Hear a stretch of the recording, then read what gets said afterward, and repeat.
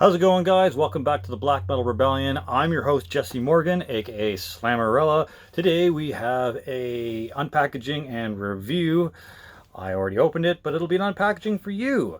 This is a package from Flukt, or Flukt. I don't know how to pronounce Norwegian, but yes.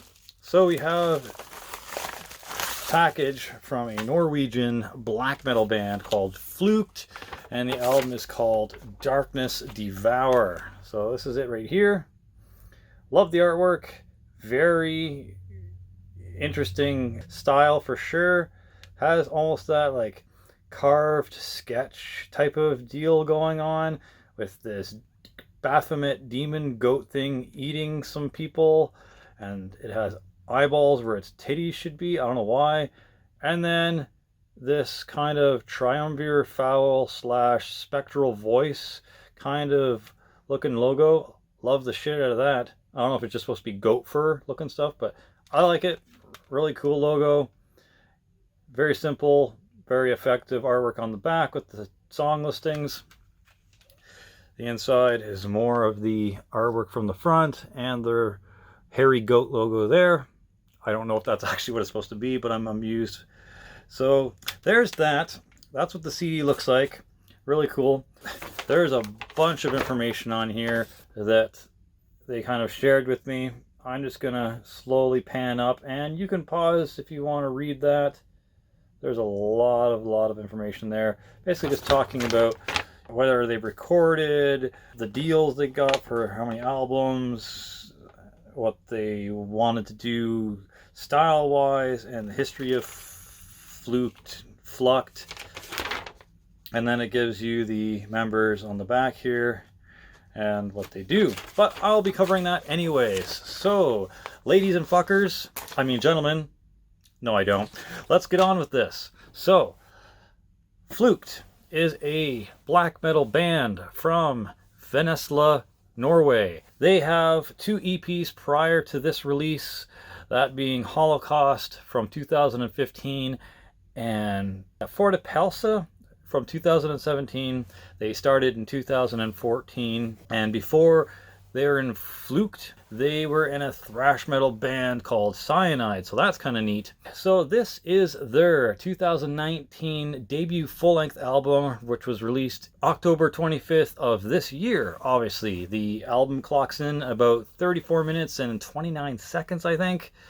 And the members of this band are initials. So here we go. AO on vocals and guitar, FH on drums, OKF on guitar, and SE on bass.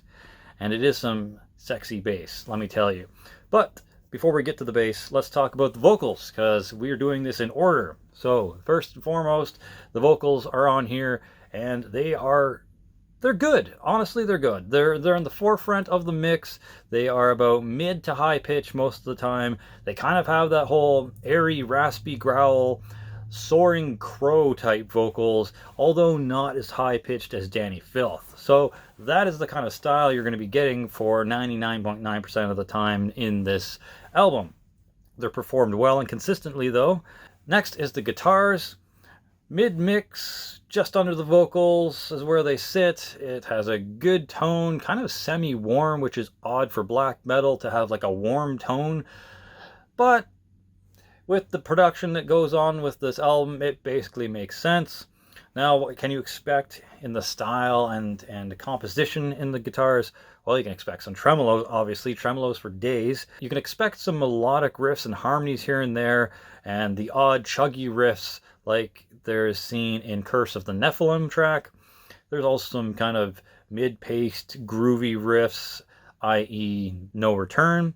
And there's also some kind of slower atmospheric breaks, sort of in the middle of the track, Wounds.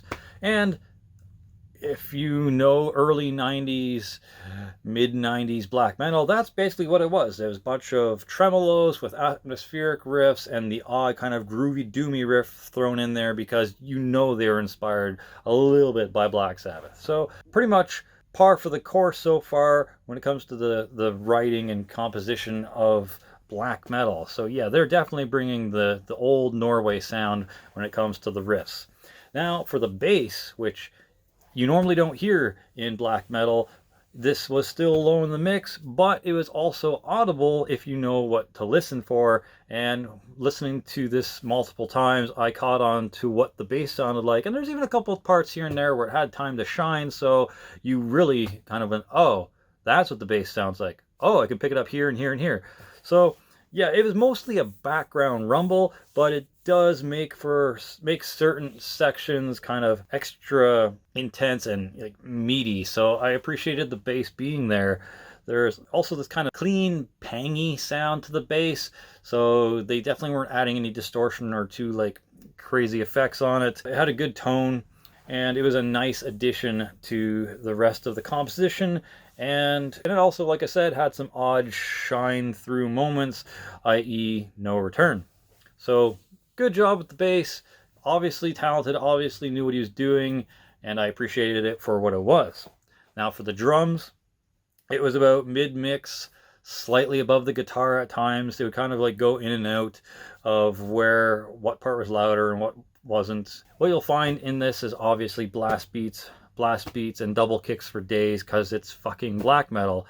The guy had great use of fills, good use of toms, and building tension. He kept a good pace and time, whether it was slow or whether it was fast tempos. And he seemed to be very creative and adapted nicely when it came to any type of riff. So good job, drummer. I really enjoyed what he brought to the table, and he clearly is a well-rounded musician.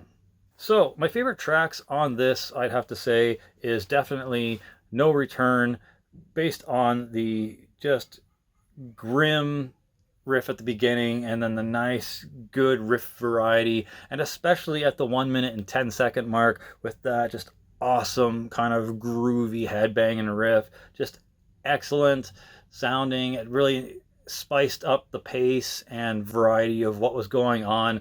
Very reminiscent of a couple of the early Blaze in the Northern Sky, Dark Throne songs, and one or two of the De Mysterious Dom Sathanas album Mayhem songs. They have that kind of like tremolo, groovy kind of doomy riff, and then back to the tremolos and atmospheric riffs. Flukt definitely followed the formula there, and they did it well. The second track that I liked was track 3, and that was Wounds. This just had some fierce riffs, and it had this like venomous rage feel to it at times. It was very empowering, and there's especially really cool kind of sick, dark build-up point at the 2 minute and 12-second part. So I like that, and then it gets right back into the action again. And the last standout track for me, they're all mostly really good, but once again, the standout tracks here, and then the next standout track, or last standout track here, is track number 6, and that is Trolldom y Morket. I think that's how you pronounce it, at least. Trolldom y Morket had some epic riffs, and just some like, you want to just headbang along with it and, you know, throw up the invisible oranges.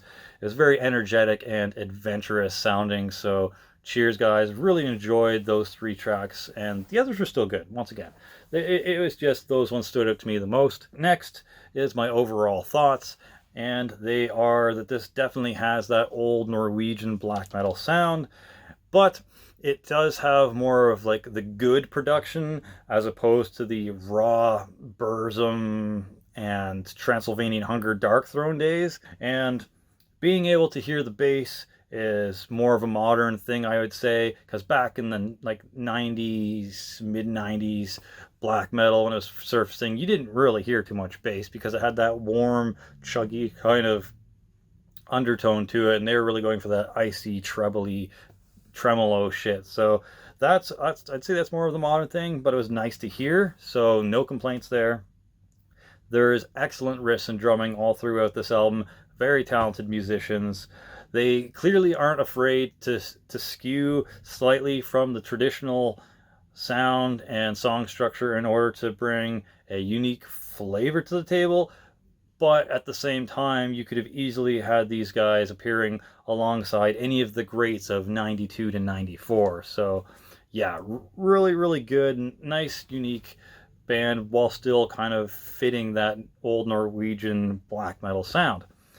As for the weaknesses or improvements, I would say it might benefit from a more gritty production, maybe less warm feel, because like I said, that guitar tone had like a warm feel to it, and the whole atmosphere felt more warm than it did icy cold like normal black metal does.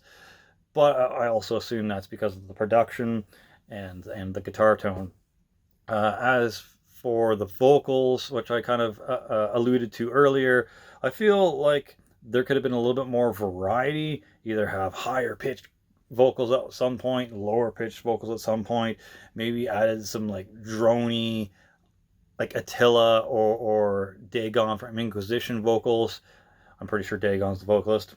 And the other thing, and this is just once again purely nitpicking at this point because this is an excellent album, is like a punchier kick drum, because I found when I listened to this I had to actually bring up my like bass end levels for this album up a bit because it felt a little thin, and the kick drum even more so if I didn't bring up those levels would be even less pronounced. So it wasn't always like hard to hear or not pronounced, but like I'd say over a good 50% of the time I'm struggling to hear what the kick drum is doing.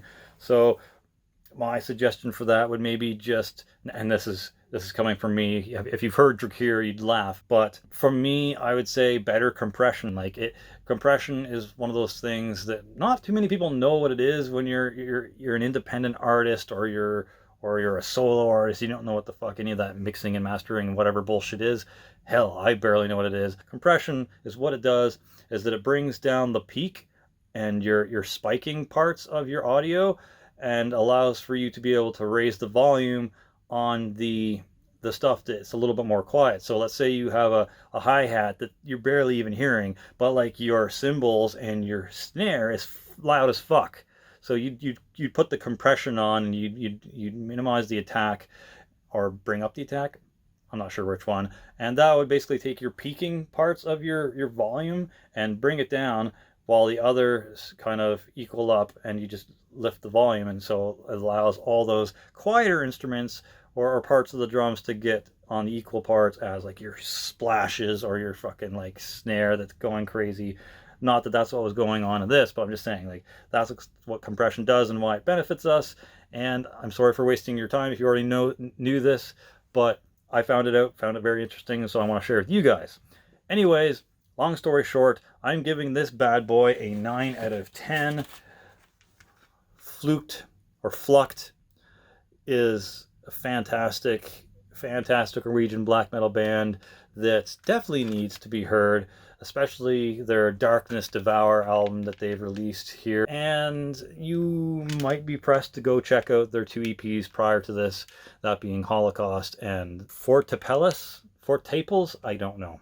But yeah, so I'm Jesse Morgan, and I would buy this album. For glory, for the Rebel Alliance, Slammerella out.